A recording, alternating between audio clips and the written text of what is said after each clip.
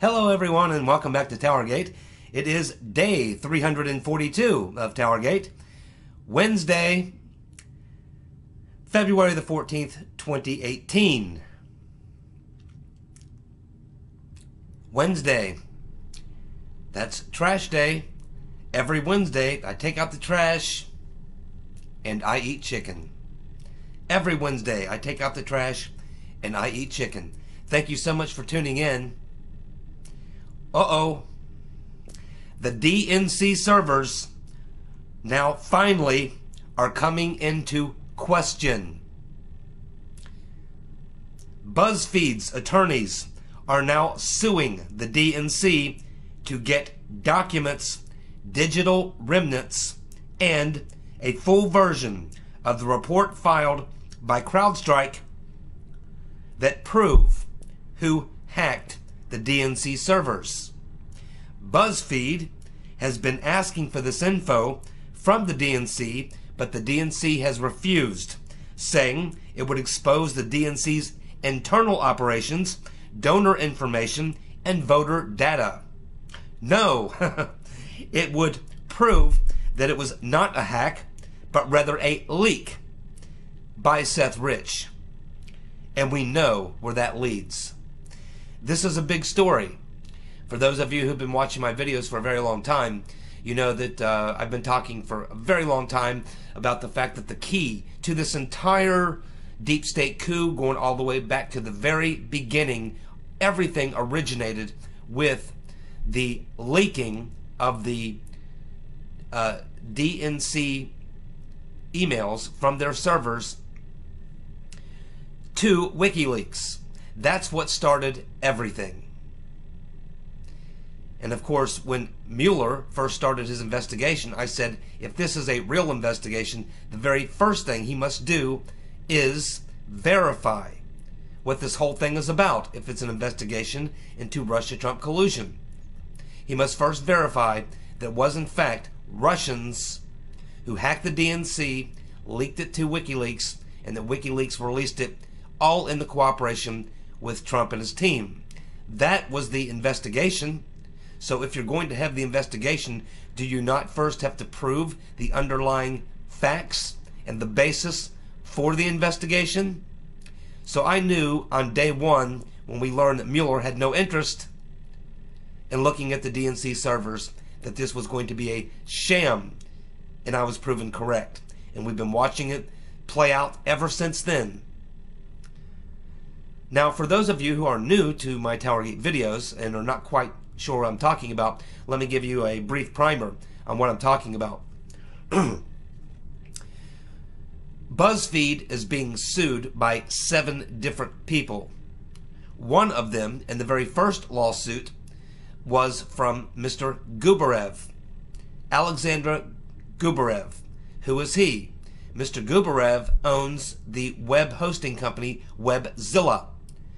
In the dossier, it is Mr. Gubarev's company, Webzilla, that is alleged to have performed the hacking of the DNC on behalf of Putin and the Russian government. Some claim it was because he volunteered his services, other because he was bribed or forced or something like that. But the bottom line is that when BuzzFeed published the dossier on January the 10th, 2017, in the dossier, it claimed that Mr. Gubarev's company, Webzilla, was responsible for that hack. This is what Mr. Gubarev strenuously denies. And so he filed a suit against BuzzFeed and Christopher Steele. We've been following both of those civil cases here on TowerGate since the cases were filed in court. So BuzzFeed, in order to win their case, must prove that the dossier is true. Or, if they cannot, then they will have effectively slandered Mr. Gubarev and therefore will lose their libel suit.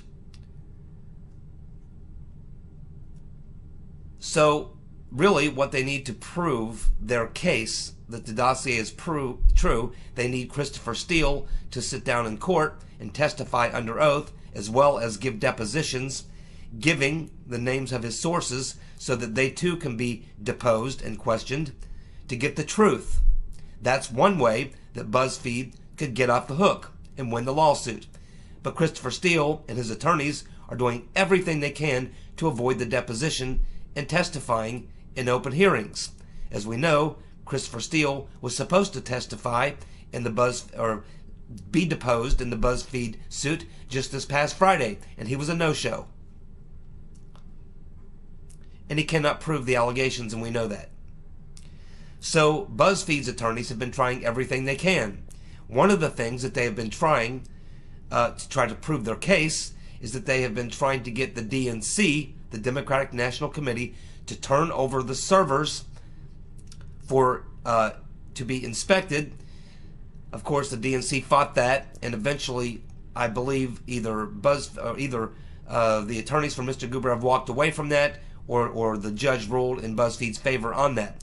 But now BuzzFeed is now going to the DNC and saying, hey, we're going to lose our libel lawsuit unless we can prove that Mr. Gubarev's company, Webzilla, hacked the DNC. So what we need from you, Democratic National Committee, to save our skin is for you to produce the evidence of the hack so that the experts can look at it and prove that, in fact, it was people, we assume, hackers or technical workers from Webzilla associated with Mr. Gubarev who did the hacking. And BuzzFeed believes that if they get this information, which they want the documents, which is essentially the story that Crowdstrike wrote telling, about what they found, the digital remnants, and the full version of the report filed by Crowdstrike, which is to show the fingerprints of these two alleged Russian hackers, Fuzzy Bear and something other bear. There's two different sets, but Crowdstrike is refusing to participate in any way. They don't want to be a part of anything, so therefore BuzzFeed was forced to go to the DNC. And of course the DNC is going to fight like hell not to have to produce the servers, not to have to produce any of the documents or any of the evidence that was produced by Crowdstrike, because they know that if some serious analysts take a look at it, they're going to be able to find that it in fact was not Mr. Gubarev or anyone from Webzilla who performed the hack. What they're likely to find is that it was an internal breach by someone within the DNC, and that would raise all these questions, unearth this whole thing from the very beginning, and likely put the conversation back on Seth Rich. The DNC doesn't want to go there. You can be sure of that. Nor does the deep state or anyone else concerned in this matter. So you can bet that the DNC will fight this. But it's funny because it's not Gubarev's attorneys that need this. They don't need that at all. They're going to win the case. It's a last-ditch effort by BuzzFeed. And so BuzzFeed, who's really should be on the side of the DNC and on the side of the Mueller witch hunt and on the side of the deep state coup, because they hate Donald Trump. But now they find themselves in conflict with the DNC. They need the DNC to come in and save their bacon and turn over the goods, the evidence. But the DNC cannot turn over the evidence, because if they do, once Mr. Gubarev's attorneys and their experts analyze the data, they're going to find the game. And what they may find is that Crowdstrike, in fact, not only did they not discover the fingerprints of Russians, but possibly the fingerprints that they discovered were possibly CIA. Or maybe it was Crowdstrike's own technicians who left the fingerprints of some other actor. Or maybe they'll find the fingerprints of Seth Rich. So things are getting very interesting. If, in fact, and I don't believe this will actually happen, I think that the DNC will be successful in not having to turn over this information. In which case, BuzzFeed is going to lose. This is the last ditch for them, and they will be out of business. Mr. Gubarev's going to win that case. But BuzzFeed is still facing 6 more suits. All 3 of the Alpha Bank billionaires are suing BuzzFeed. Mr. Cohen is suing BuzzFeed. Carter Page is now suing BuzzFeed. They got many more lawsuits to come. And they're all lawsuits based on slander because they published the dossier with the lies that they can't prove. And that's why they got where they're at. It'll be very interesting. I would love to see the judge rule and say, yeah, DNC, you've got to turn over those servers to be analyzed. Yes, you have to turn over all the documents, all the findings, all the technical data from the CrowdStrike report. I would love to see that. I don't think it will happen. It's a can't lose, though. If they don't force the DNC to turn them over, BuzzFeed will lose their lawsuit. This will be over. At least this lawsuit. And Mr. Gubarev will have been successful. He will win. If they do force, the judge does force the DNC to turn over the servers and all the reports and the technical data, we are likely to find that they will prove that the allegation that it was Russians who did the hacking will be proven false. And they might even find the fingerprints of Seth Rich. So this is a major development. I don't know about anybody else even covering this. But I watched the 2 civil lawsuits very, very closely. This one was the BuzzFeed lawsuit. Now keep in mind, in the lawsuit going on in the UK, that is Mr. Gubarev versus Christopher Steele. That deposition has occurred. That lawsuit is moving forward. This was, and in that case, Christopher Steele is the defendant. He's the one being accused of libel, of slander in that case. In the BuzzFeed case, Gubarev versus BuzzFeed, it's BuzzFeed who is the defendant because they published the dossier. And Christopher Steele is involved in it because he was the one who allegedly wrote the dossier. And so that's why he is actually, believe it or not, the Gubarev's attorneys consider Christopher Steele their witness because they know that if he gets called to testify in court or give his deposition, that he cannot verify his own dossier. And therefore, that makes him a positive witness for Mr. Gubarev, not for BuzzFeed. If Christopher Steele could back up his bullshit, then he would be BuzzFeed's key witness. But BuzzFeed doesn't want Christopher Steele testifying on their behalf either because he can't verify or back up anything in the dossier.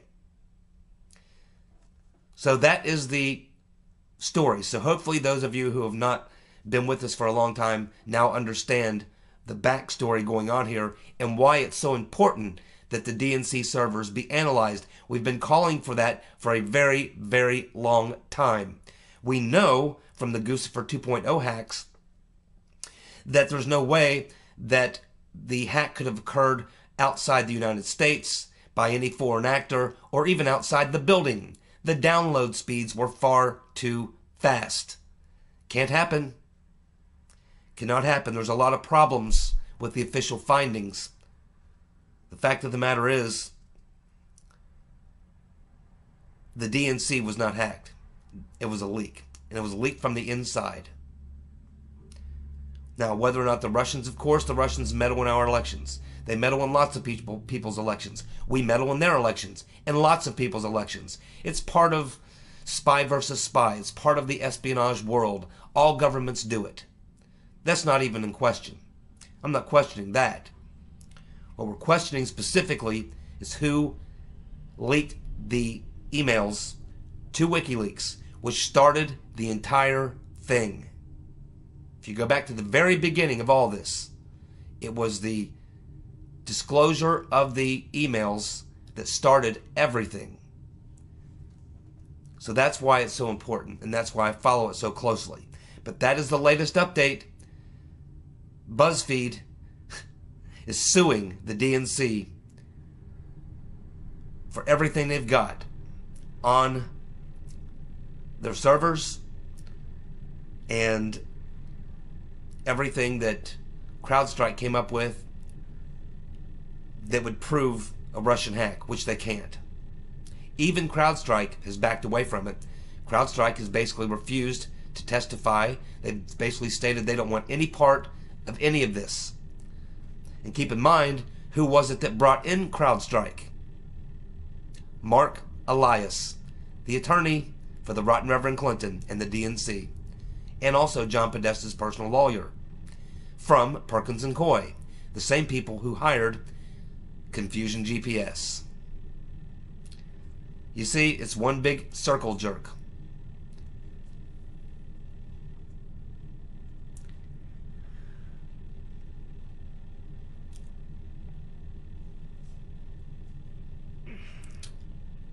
BuzzFeed's attorneys say that the subpoena is warranted as part of the discovery process, which you could certainly make that argument, and they will wait for the judge's ruling. And of course, Crowdstrike wants out of the mess altogether. They do not want to be involved. Oh, and by the way, we were talking a couple weeks ago about the fact that Glenn Simpson stated that he was still working on the Russia-Trump story, and that he actually had a client still paying him to get to the bottom of that. Well, I think we found out who that client is. It's most likely BuzzFeed. BuzzFeed is still paying GPS Confusion GPS to still get to the bottom of that Trump-Russia collusion. And here's exactly the quote from what BuzzFeed wants from their attorney. Quote, they want, quote, technical information and data obtained during the investigation into the Democratic hack, including all host-based, network-based artifacts, to include the type of malware used in the hack, as well as non-public analysis and other related reports. Uh-oh. Produce that and we'll unravel this entire thing quickly.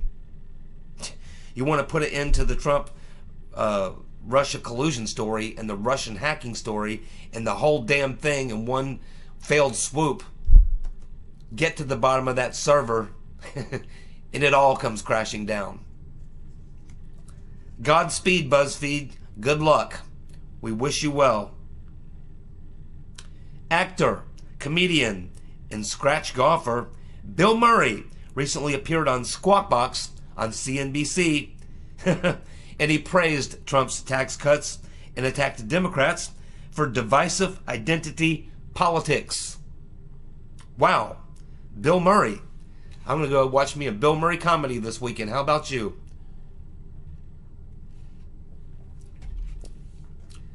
What About Bob?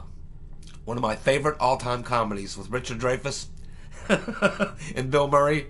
Have you guys seen What About Bob? It's pretty funny. If you haven't seen What About Bob and you like comedies, watch that. It's pretty funny. But I'm going to watch a Bill Murray comedy just because I'm so happy with Bill Murray. He's actually a very good guy. And very talented guy, and a great golfer, by the way. Fabulous golfer. Trump's attorney, Jay Sekulow, has raised questions about the bizarre Rice letter to herself. And did you know that letter was written one day before Comey briefed Trump at Trump Tower? We went through the timeline, but I don't think we brought that up. That makes it even more interesting. In that meeting, Comey told Trump not to worry about the dossier and told Trump he wasn't under investigation. This is after the dossier had already been used to secure 2 FISA warrants. So here we have James Comey, one day after Rice writes the bizarre letter, goes to visit Trump at Trump Tower, and proceeds to tell him about the dossier. 3 days later, BuzzFeed published it. He tells Trump in that meeting about the dossier, but says, oh, don't worry about it. Oh, and you're not under investigation. Despite the fact that he was quite aware of the fact that they had used the dossier to get 2 warrants on Carter Page. And I believe Paul Manafort, we're going to find out as well. And keep in mind, we just learned last week that two more of the warrants to spy on Trump occurred after he was president. They were spying on him and surveilling him 5 months into his presidency, and for all we know, they're still doing it. We know they're still investigating it. We've learned about that as well. As I have said, Mr. Sekulow, you're a smart guy. Get those Obama daily PDBs, Presidential Daily Briefings. Though they are recorded, they're part of history, and we own them. Yes, they are classified. But Nunes can look at them, so can the Senate Judiciary Committee and the House Judiciary Committee. They should request those presidential daily briefings from Obama from, say, April of 2016 to January 20th of 2017. I think that we could learn a lot from those presidential daily briefings. You will certainly find out if the question is, what did the president know and when did he know it? Those presidential daily briefings will tell you. Because in those presidential daily briefings, he's essentially getting briefed by the intelligence community and the FBI about ongoing investigations, things they're working on, things that are happening. And I believe we would find that in those presidential daily briefings, we'll find a lot of evidence where Mr. Brennan, Mr. Comey, Mr. Clapper were all keeping Obama well informed of the deep state coup and the insurance policy and everything else. We now have some new details about the envelope with white powder that was sent to Trump Jr.'s home. It also included a note which read, quote, "You're an awful person, and now you get what you deserve." Okay, well that now makes it an actual threat for sure, without a doubt. And it appears that the letter had a Boston postmark. It has been sent to the lab for further analysis. So they're going to analyze the envelope, look for any fingerprints, look for anything that could help them identify who may have sent the letter. They're certainly going to be checking the powder to see what it is. And it appears at this point it's nothing harmful. But it really doesn't matter, in that case. It's just like if you hold up a bank using a toy gun. You still get arrested for bank robbery. And it doesn't matter if the gun was real or not, because the person believed it was real. You made them believe it was real, and they believed it was real. Therefore, it was a gun. In this case, it was powder, and it was something that could kill you. That's what the letter is alleging to that person. You're an awful person, and now you get what you deserve, and you get white powder. Case closed. You're done. Lock him up. Book him, Dano. Somebody has just been caught in a big, fat lie. Let's see if you can figure out who.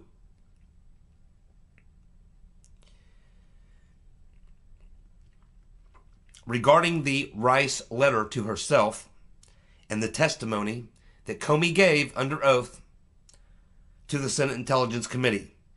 Here is Comey's direct quote under oath. Quote, "I spoke alone with President Obama twice in person and never on the phone.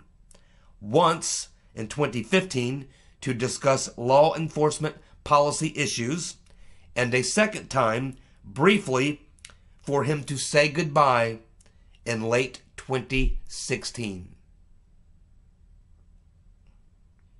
But the Rice letter says that this meeting she attended occurred on January the 5th of 2017. In that letter, she states that James Comey, along with Yates and Biden and Lynch, were present, as well as herself. So now we have a problem, don't we? Rice says that on May 5th, she was in this meeting with Comey. But according to Comey, he spoke alone with President Obama twice, in person and never on the phone, once in 2015 and once at the end of 2016. Somebody is lying. Maybe both of them are lying. One or both of them are lying. They're both going to be asked about that.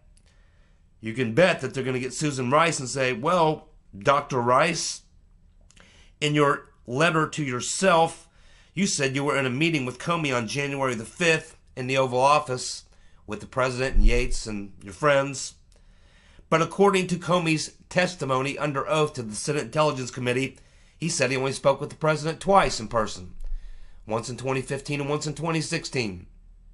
How do you explain that, Dr. Rice?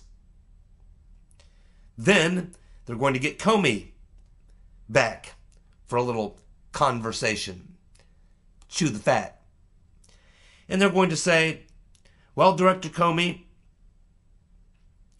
Susan Rice wrote a letter to herself where she stated she was in a meeting with you and the President and Sally Yates and Biden and Lynch on January the 5th in the Oval Office 2017. But you were here testifying under oath to the Senate Intelligence Committee, and you said you only spoke with the President twice, once in 2015 and one in 2016. Who is lying? Who do you think was lying? I think both. You see, my friends, this is what happened when you tell lies. You are forced to tell another lie to cover up the previous lie, and then another lie to cover up the lie to cover up the lie, and then a lie to cover up the lie to cover up the lie that covers up the lie. Eventually, you can't remember all the lies you told. And pretty soon, you're buried in your own lies. And that's what we see happening here each day as we move forward and peel back another layer of this disgusting, rotten onion, which, I don't know about you, is about to bring me to tears.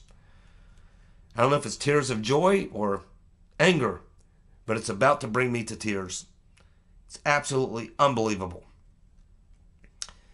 Obama was given the dossier by John Brennan, the CIA, the Wahhabist Muslim convert, good friend of the rotten Reverend Clinton, who apparently participated back in the early 90s in those little seances with the rotten Reverend Clinton when they were trying to conjure up the spirit of Eleanor Roosevelt. Oh yeah, you didn't know about that?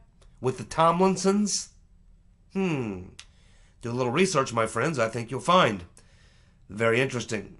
Why hasn't Brennan been questioned by Uncle Bob, the executioner? Will the Congress subpoena Obama?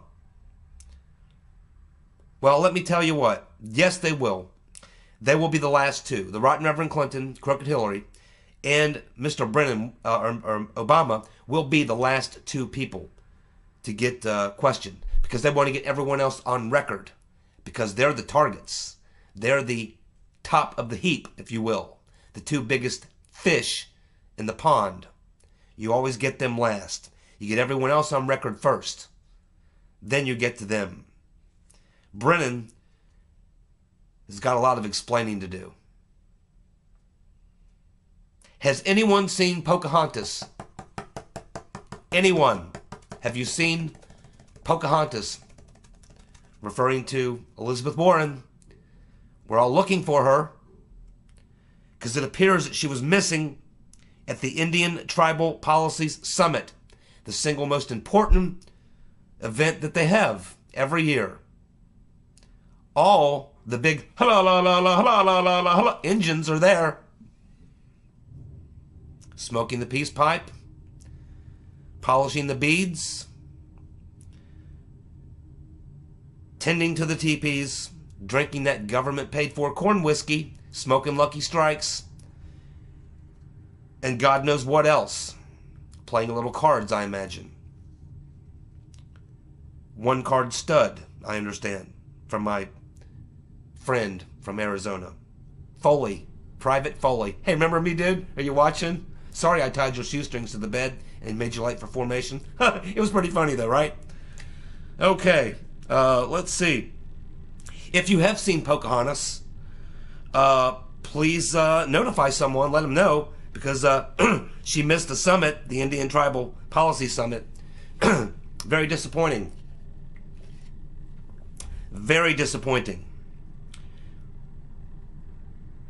It appears that the White House logs do not show Comey or Yates meeting with Obama on January the 5th.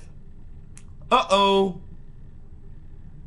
How do you explain that, Dr. Rice? You say that Comey and Yates were both in that meeting on January the 5th? Well, an investigative reporter from the Washington Examiner, a man you might be familiar with, Byron York, who's been on your ass now for weeks and months, has looked into this. He's got the logs from January the 5th, and Comey and Yates are not on the White House visitor logs. Now, maybe you snuck them into the basement. I don't know. Maybe they came down the chimney. I don't know. Maybe they got there some other way. I don't know. But they definitely were not shown as having been at the White House on that day, according to the White House logs. Say goodbye to Obama's transgender bathroom policy. Hallelujah. The Department of Education, from now on, males will use the men's room. Females will use the female restroom. Check your biology at the door. If you got something swanging, it's the men's room. If there ain't nothing swanging, it's the other room. Deal with it. It's called sanity. Sanity. Tom Cotton says it's Trump's way or the highway on DACA. Schumer says, no DACA, no deal. This is political suicide. That's okay. Let them go ahead and commit political suicide. They've been doing it for weeks and weeks, and it's really going to pay off big time in 2018 and 2020. It's really hard to believe. I don't know who's advising Schumer and Pelosi on this deal. I think they'll probably cave. But Trump's not going to back down. He's not going to back down. He's going to get his wall, and there ain't no way they're going to give amnesty to all those people for nothing. Trump's at least going to get all the border security he wants. But the Dems can't have that because that ruins their long-term plan. Are you aware that the Democrats have been picking up about 1 million voters a year coming across that border? That's the only reason they can stay relevant. Democratic memo. Adam Schiff for Brains says he's not going to change the memo, even though the FBI and the DOJ have said, hey, that memo's got classified material, sources and methods. You Dems are going to have to go down there and rewrite that, change that, do this, do that, before we can allow the release of that, or recommend to the president it's okay to release it. So now, it appears that Adam Schiff for Brains is decided that he is not going to make any changes to it. Therefore, it cannot be released. Because we knew it was never meant to be released in the first place. He knew that he was putting that stuff in there, knowing good and well it wouldn't pass muster, only so he could say, see, they won't release our memo. But it backfired, it didn't work. Everyone knows why it cannot be released. And now, there it sits in the basement of the House Intelligence Committee, gathering dust. The Dems want nothing to do with it, because it's bullshit, and it contains a lot of classified information. They're terrified to expose it, because it will expose them as being the shift-heads that they are. Thank you so much for tuning in. I'll be back tomorrow with another TowerGate. You guys have a good night. Take care of yourselves. See ya. Bye.